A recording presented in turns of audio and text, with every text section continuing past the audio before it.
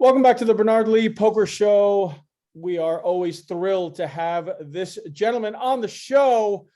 He is one of the most popular players and obviously one of the most decorated and famous players out there. Poker Hall of Famer, six-time bracelet winner, over $40 million in career earnings, and a recent winner, not only one time, but two-time winner at the PokerGo Studio. Welcome back to the show, Daniel Negreanu. Daniel, thanks for joining us once again here on the Bernard Lee Poker Show. Always a pleasure, sir. You know, we were so happy that the streak, the slump, whatever you want to call it, is now in the rearview mirror, is now over. And you taking it down. I'll be honest with you, I didn't even realize it was that long because you've had so much success over that period of time. It's been your first win since 2013, but you've really had tremendous success in that time period, winning over $20 million. And of course, coming so close so many times. I didn't even realize it. Did you realize it was that long? Well, I didn't know the exact time frame actually, but I did because a couple of people had talked about it publicly, and I was like, "Oh, wow, it has been that long." I knew that I'd been on a crazy run, specifically at the World Series of Poker, with second place finishes, and even super high roller bowls and a whole bunch of things. Just a very, very weird run where if you took like a random player who has no idea what they're doing, they're unlikely to go on a run like that. Right. So it was pretty special. But I'm glad it's over. And of course, not only one, but two, you win one on July 12th. You win your second one on September 11th, both at the PokerGo Studio. Is it a comfortable place for you to play in the PokerGo Studio? We've had a few guests on recently who everyone raves about it. What do you like to like playing in there? I mean, it's the most comfortable space you're ever going to create for poker. If you would have told me when I started out that there would be a studio, a poker studio, smack dab in the middle of the strip, easy access to everything, really beautiful inside, tables spread apart, a little bar, you got TVs. I mean, it's just like unbelievable how cool and how awesome it is. And I really enjoy, just the banter and, the people that play regularly. It's just a fun environment. I think everyone who plays there is spoiled. Yeah. I mean, there's so many great players, young players, and obviously established players as well that play in this high roller scenario. And in all honesty, the later events are probably more the high roller, the 50,000 and the 100,000. But it's funny because we talk about 10,000 being high rollers.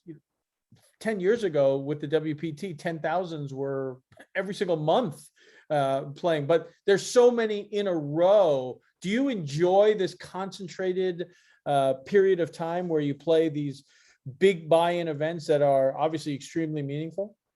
Yeah, for me, when you attach sort of a player of the series, which they, cleverly do with the PokerGo Cup, which I was fortunate enough to win, you got the Masters purple jacket, like the series of events, 8 to 10 events where you have all the best players vying for it. It's certainly part of table conversation, and it's just a fun thing to target. Had my chance to go back to back and win the purple jacket, but I screwed up in the last event. I didn't play very well, and Michael Adamo came in and scooped it. So hats off to him. But yeah, that's a lot of fun. Like the World Series of Poker, of course, I'm always going to vie for the player of the year as long as I'm physically able to do that. And this is a year where I am. You talked about winning the PokerGo Cup. How, obviously getting that win under your belt was big, but going into that final event, you needed fourth to take over first. You got third, you would have locked it up. You ended up getting fourth and then kind of had to sweat out Sam Soverel not winning it. How important was it for you in that scenario? Because we talked about this for player of the year prior, where it didn't matter to you so much. How important was this one? Yeah, I was really, really disappointed when I came in fourth. I mean, I was happy to come in fourth because it gave me a chance, but I got pocket aces against specifically Sam Soverall's pocket eights. Right. If that holds, I can get there on my own without needing help. And then to lose the pot to Sam, who I need to fade to win, was tough. But then El Jefe, Kerry Katz, came in and played really great, fantastic poker heads up and was able to win it for me, essentially. So I was very thankful. I gave him even an awkward hug. which is rare. Well, I love the scenario where you said your quote, "I've never rooted for a billionaire to win $1 million more than I just did now," talking about Carrie Katz winning that event. How much of a sweat was, I mean, it was obviously Carrie had to really come from behind, right? Yeah, it really didn't look good. Every time I looked over, I'm like, well, he's down 3-1, 4-1.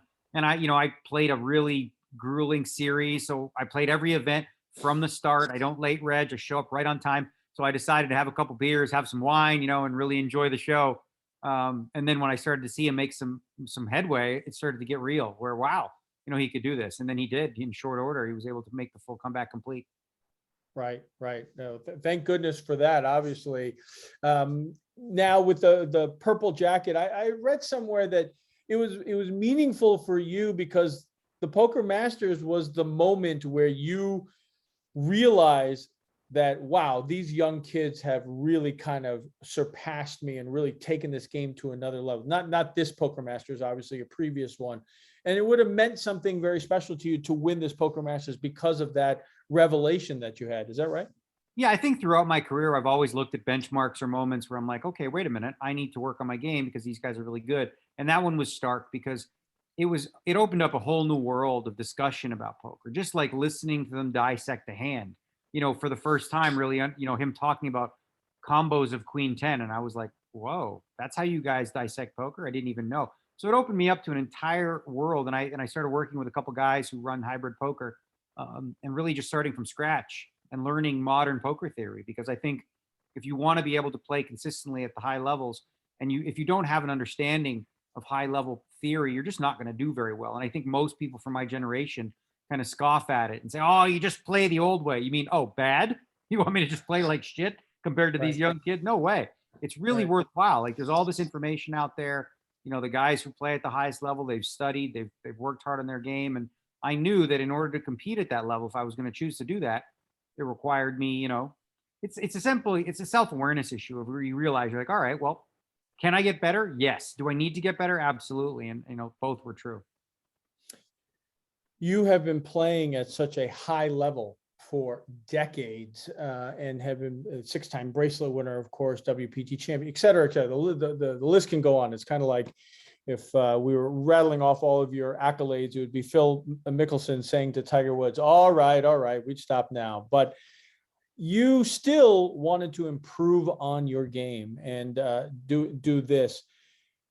What would you tell your 21-year-old self, 26 years ago now? Like you're 47, you can travel back in time and tell your 21-year-old self this. What would you tell that person as they're gearing up for a career in poker?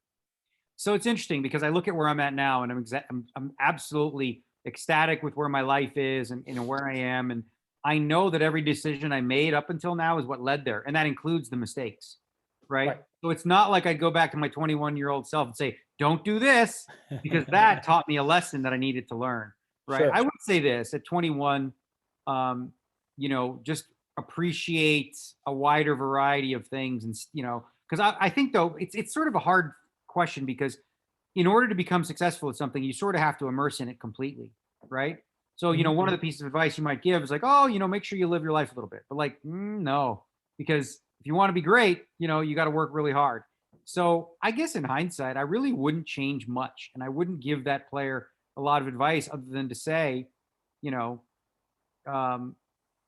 mindful of a vision for your future, like be thinking towards the end goal. But I kind of was already doing that. When I was 21, I had visions of in my 30s having enough money where I didn't have to play poker anymore, where I could do it for leisure. And I was able to do that. And so, I would just say, keep doing what you're doing, kid. It'll all work out in the end, right? Yeah. The World Series of Poker is finally back at the Rio in Las Vegas.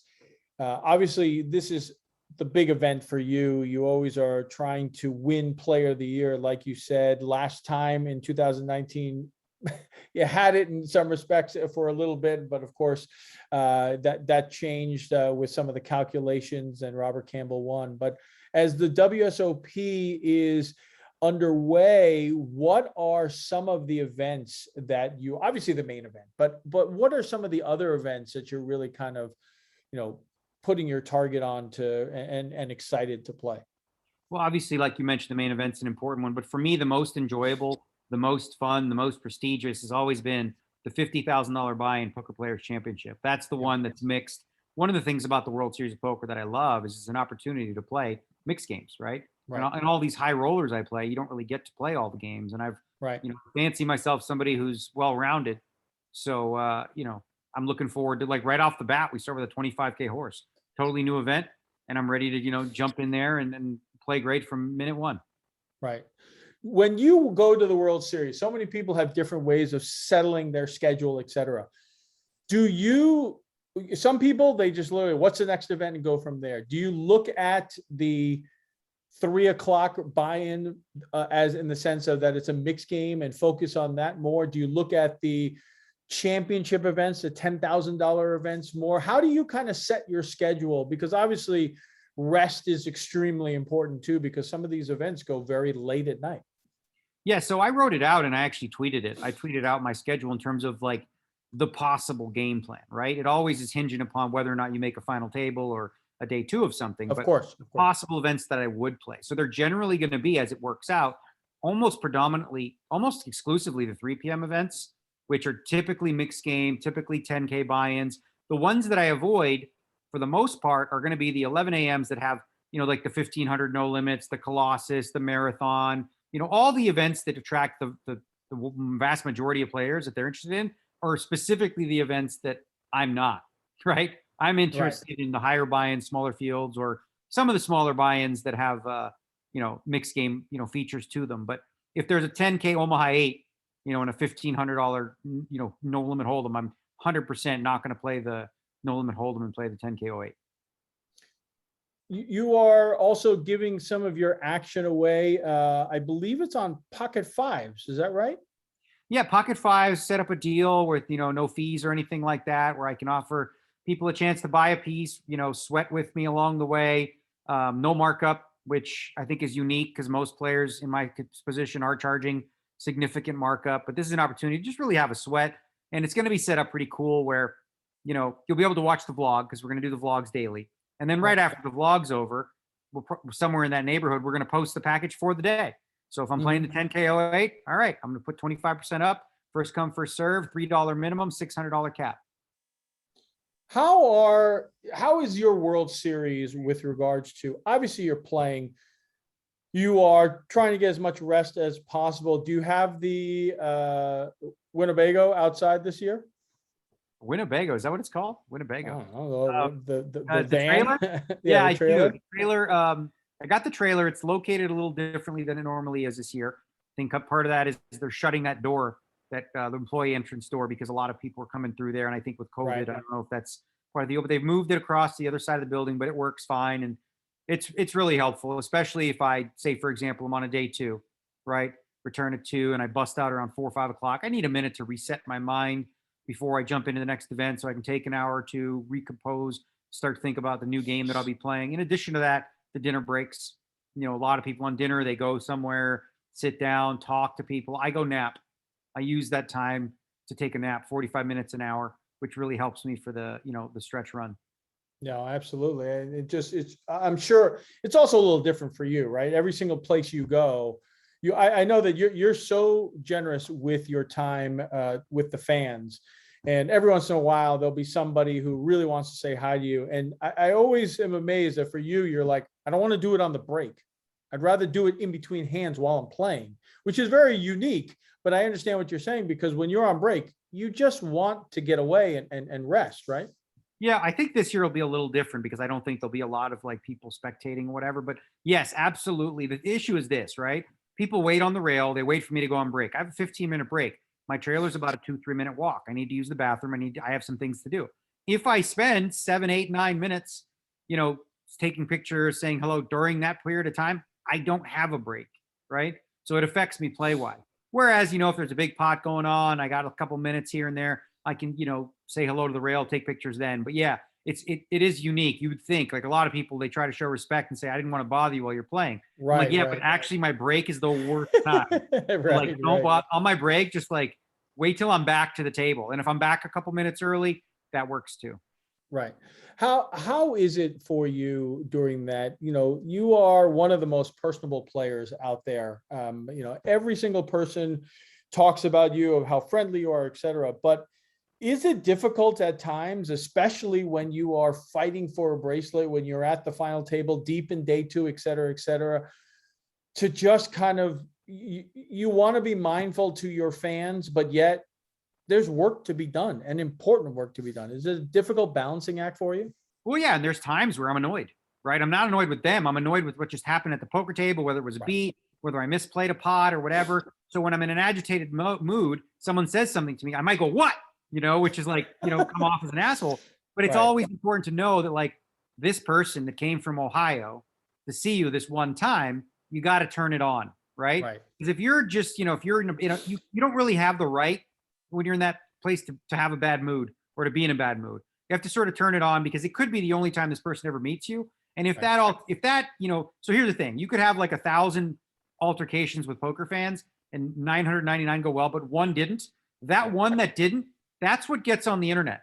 That's Right. the one where you're the asshole. You didn't say hello. You were rude, et cetera, et cetera, and that becomes a narrative, which is unfair, but it is what it is. So I'm always mindful of the fact that, like, sure, I'm in a bad mood, I'm having a bad day, but put that aside for now.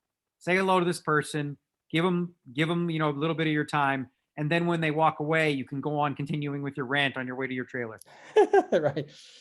Do you take any breaks, or is it really just, if once you're out, take a nap, or have a nice sleep, and then we're off to the next one? Or do you try to put in a day or two here and there to really kind of, clear your mind? There's really no days off whatsoever. But when it comes to breaks, yes, I'm absolutely taking breaks, but they're, like you said, in between events, or some days, what I plan to do this year, some days, a lot of the big events start at 3 p.m., the 10Ks, but the structures are pretty deep. So, showing up at 7 or 8 o'clock doesn't give up much, but it can, sort of free up a day for you to relax and, re-energize and Right. recharge your battery. So I will do that when necessary. But again, the biggest breaks I'll take is in between events, just in the trailer for a couple hours, where I'll strategize and jump in late in the next event. Any concerns for you with regards to, obviously, WSOP has now mandated vaccines for all the players. Any concerns that you have, obviously, heading into this, the first time we've been back in 2 years? Well, I just, knock on wood, I hope it all runs logistically smoothly and everything like that. I fully understand the situation the World Series were under. I think they were getting some undue flack for the decision when it really wasn't their decision. The Southern Health District of Nevada, the CDC, passed down guidelines where the last thing you want to do if you're the World Series of Poker is tell a guy on day 3 of the main event, sorry, you were near somebody who had COVID yesterday and you're unvaccinated, so you need to go. Right? They don't want to have to do that, but by the state law, they would have had to do that. So this avoids that, because now with the rules, everybody showing proof of vaccine. So if there was a contact tracing issue where you were at a table with somebody, you're not disqualified. You don't have to quarantine. So that makes it a lot easier. They won't. I think the last thing the World Series wanted to have to do was, play police and have to police the situation with disqualifications. And with the proof of vaccine issue, that won't be the case at all. Right, right. Yeah, absolutely. And hopefully it'll all, like you said, work out. And the first weekend will definitely be a question mark with regards to so many players, the dealers, etc. We'll see how that all plays out with regards to it. With regards to the play for yourself, well, as we said, we've talked about you winning 2 bracelets, not two championships at the PokerGo Studio. How excited are you, and how ready do you feel for the WSOP? Well, it's an interesting question, because I've actually been playing a ton of poker. Like you mentioned, I played the PokerGo Cup. I played the Poker Masters. In between that, I played the World Series online for WSOP. But then I traveled to Cabo and I played, GG Poker Series.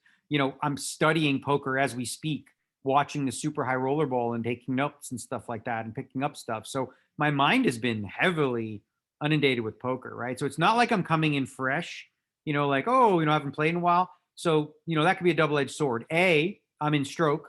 I gotta feel good about where I'm at, so I'll be ready on day one. B, you know, is it too much? You know, am I at the Right, place right. where I've played too much poker?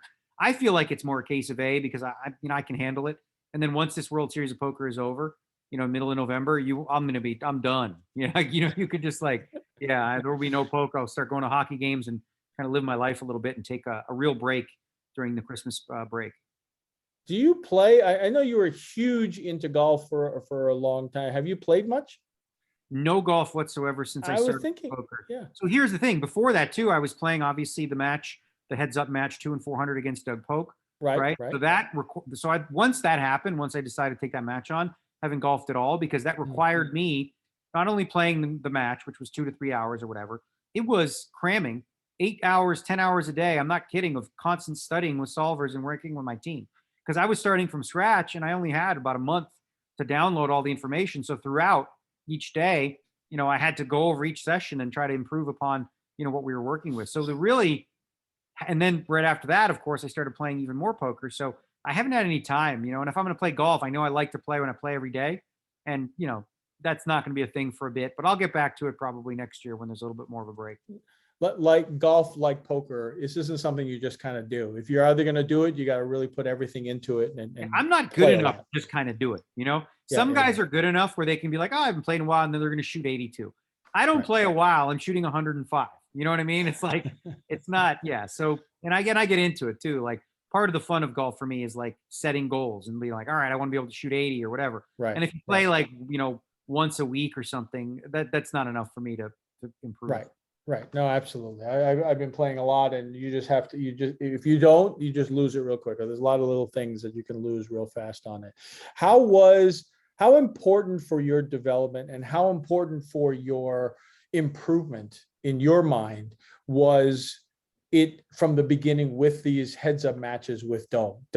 Did that really kind of help this improvement and help your kind of mindset as you have gotten to this point a few months later? Yeah, I mean, it's the most advanced and most sophisticated I've ever worked with solvers. And it feels like, you know, combining that with my intuitive brain of playing poker for 20, 25 years and now understanding how to think about poker hands on a deeper level, I've been able to extrapolate for the most part a lot of the stuff I learned about different spots from heads up poker. You can extrapolate to ring game, and it's actually even Hmm. easier because when you play heads up, a lot of these, you know, situations are very complex because you're factoring in ranges that include hands like queen three offsuit. You know, Right, you're factoring in like 9-6 offsuit. Whereas under the gun range, playing 8-handed, very limited. So it's right, much easier to do the calculations when I don't have to factor in, well, he could have queen five here. No, there's no queen fives. right. So so basically it makes it even easier. So basically I've already worked on the hardest part, which was Hmm. heads up, and then Right. extrapolating to ring game. Of course, there are some adjustments that need to be made, significant. But again, I use my poker brain to that you know that I had before to sort of understand. Okay, well, the dynamic's different because of you know multi-way pots and different things like that. So yeah, Right. I feel really good about it. There's work to be done. I've not spent a lot of time, frankly, in my life ever working on sub 20 bigs, but I do have a pretty good understanding of it. It's just boring to me. Right. I much prefer being in the 100 big blind streets, playing big, deep stack poker, but I don't feel uncomfortable playing Sure. cheap, that's for sure. You have played over the last several months in these high roller weeks at the PokerGo Studio. You played with so many players, especially these young up and coming players. Who are the couple of players that you just really enjoy playing with because just it's whether it's their mindset, whether it's they just have a great personality? Who are the players that you really enjoy sitting down playing with?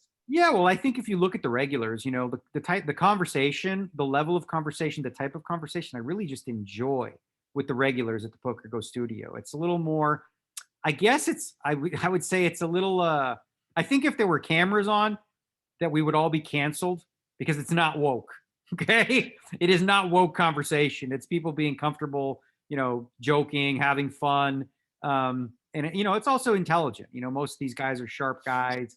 There's not a lot of like low end banter, which I see, maybe in some of the smaller buy-in events. There's no mocking people for how they play. There's a lot of needling, good natured needling, a lot of Sure. funny jokes. I just enjoy I enjoy the people for the most part in terms of like playing with them. Obviously, it's tough. You know, these guys that are regulars, they're really, really good. But I enjoy that as well because, like, you know, recently we had a guy join us at the studio, and he brings a new flavor, and that's Mike Adamo, who I played a really big pot in the super high rollable that I found incredibly interesting against him. And he's obviously worked extensively with solvers. And when someone's worked extensively with solvers and is willing to actually deploy the strategies, they can look bonkers, right? Because if you really work with strategy, you know, for years you see people go, okay, I'm betting half pot, I'll bet 3/4 pot, I'll bet third pot. You rarely see people deploying strategies that include 3x pot, 5x pot, 19x 3-bets and stuff like that. He's one that is willing to go down that route, and it forces opponents into really tough spots. He put me in one really interesting that immediately after he eliminated me, the first one out in the super high rollable, I went immediately and punched that into a solver to see if it was a thing, what he did and what my response was supposed to be. What he did was not solver approved at all. It was actually, we worked it out to be a 22 big blind mistake, but he might have exploited me, whatever the case may be, because he did something with a hand that he's not allowed to do, according to solver says. But he did, and hats off to him. You know, I made a light call with a hand that can call some percentage of the time. And a lot of people are like, oh, you're just justifying your punt or whatever. I'm like, not at all, right? I'm just learning, you know, and to me, the most important part of the hand wasn't my call, because it's whatever, it's fine. You know, you could call there a quarter, 25% of the time. It was his jam was 6-8. And briefly, for those that are listening, I know it's hard to tell hand histories on poker streams, but it was like a 9-7-5 flop that went check, check, button against big. Turn was an ace. He check raised 3x pot. I called with the ace king. And now on the river, the board paired the 5, which is a really bad card for his range, especially with 6-8. He 3x pot bombed it. And I called with the ace king, and he had 6-8. And he's not supposed to have 6-8 there, because a 5 is he's not supposed to have it. And I'm sure he knows that. But he was obviously going for an exploit, thinking I might overcall there, which probably true, because his reputation in that spot is to overbluff. And everyone's saying, oh, why'd you do that early in a tournament? He would never do that. 5 minutes later, similar situation, the exact same thing, and had absolute bluff. So he's certainly capable. And sometimes you got to take a stand against a player like him. And I did, and he had it. Oh, well. Well, Daniel, congratulations again. You know, what a great run you've been having, and hope it continues during the World Series of Poker. We really appreciate you taking the time out of your really going to be very, very busy, almost 2 months, and wish you all the best, my friend. Well, thanks, man. Appreciate it. And have a good one. Maybe we'll see you out there. Yeah, we'll definitely see you when I get out there. And everyone, the World Series of Poker is underway, and we are excited about it. Wish Daniel all the best, and we'll continue with more interviews from the World Series of Poker 2021 version when we return next week and the following weeks. And as always, may you always go in with the best hand, and may you never get unlucky. Good night, everybody. And of course, for everyone on YouTube, please like and subscribe down below. Thanks, everybody. Thanks, Daniel, again. All right, bud. Have a good one. Thanks.